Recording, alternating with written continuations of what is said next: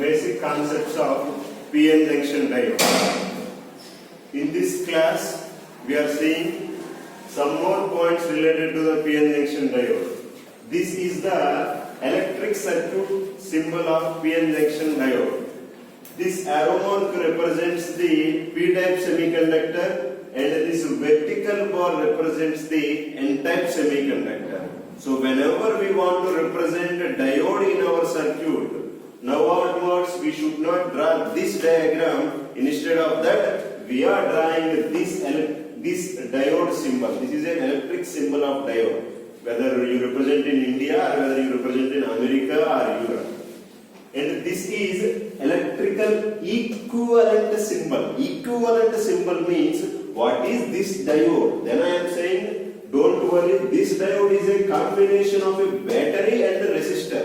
Are you right? Then what is this battery? This battery is nothing but the potential difference we have represented. Okay, then what is this resistance? Now we are discussing that point. This resistance is a diode resistance, and this resistance is very less when the diode is connected in the forward bias. It is in the terms of few ohms, almost negligible. And this resistance is in mega ohms range when diode is connected in reverse bias. So what is the electrical equivalent symbol here? A battery connected with a resistor. Resistance. So this resistor's resistance is in ohms when the diode is forward bias. This resistor's resistance is in mega ohms when the diode is connected in reverse bias. Okay. Now we are representing another important topic we are now discussing, that is what happens to the depletion region width when there is a change in the doping concentration on the both sides. Now we are taking the doping concentration of P-type semiconductor and N-type semiconductor equally.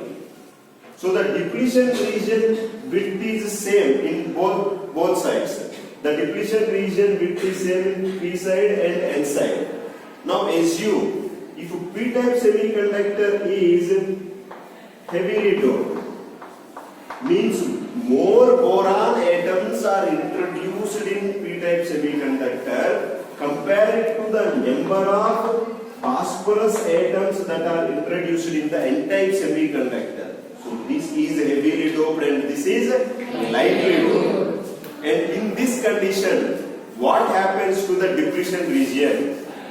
Because this is heavily doped, more number of holes try to cross the depletion region and less number of electrons from the N-type semiconductor try to cross the PN junction. Because of this, the depletion region width is more towards N-type semiconductor. The depletion region is spreading more towards the N-type semiconductor compared to the P-type semiconductor. So if we have taken two semiconductors P and N in the PN junction diode. Out of these two semiconductors, if one semiconductor is heavily doped and the other one is lightly doped, then the depletion region spreads more towards the lightly doped side. So this is the depletion region width regarding the doping, how it changes with the doping. This will be more useful when we are discussing about the transistor. In that transistor, the depletion region width is not constant for the 3 regions when we discuss. When we are discussing about the transistor, you will come to know about that. Now, another important point we are discussing today is here in the depletion region, there are only charges, but there are no charge carriers. There is no doubt, these are ions. These ions have charge. And this positive ion has ability to emit the electric flux lines, and this negative ion has the ability to receive the electric flux lines. But the only thing that is missing for giving current is these ions are not moving, so they are immobile ions. That's why there is no current due to these ions and these ions are not giving any amount of current to us. So these are not free charge carriers. The current is what the current we are getting only due to the free charge carrier. And already resistance we have discussed. In the forward bias it is in few ohms, and in the reverse bias it is in megaohms. Now we are representing the energy band diagram. Now we want to know diode through the energy band diagram. For that I am drawing the energy band diagram for the p-type semiconductor. This is the energy band diagram for the p-type semiconductor, in which more holes are observed in valence band compared to the electrons in the conduction band, and Fermi level is observed near to the valence band. Now I am taking the n-type semiconductor, in which Fermi level is near to the conduction band, and more number of free electrons are observed in the conduction band compared to the number of holes in the valence band. This is conduction band. But this diagram does not represent our PN junction diode's energy band. PN junction diode energy band has to be represented with one point in our mind, that is the energy level what we are taking as a Fermi level, which is an imaginary level. This decides about the conduction. If the Fermi level is near to the valence band, it is telling to us the conduction is due to only majority. The conduction is due to holes. Here when the Fermi level is near to the conduction band, it is telling here the conduction is due to electrons. So whenever we are representing the energy band diagram for the PN junction diode, the Fermi level should be in the same level.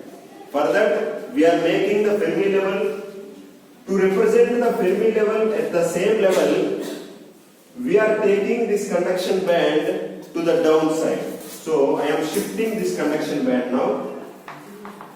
In order to represent this Fermi level, now see, the Fermi level of the p-type semiconductor and the Fermi level of the n-type semiconductor are represented at the same level. This is the conduction band for n-type semiconductor, and this is the valence band for n-type semiconductor.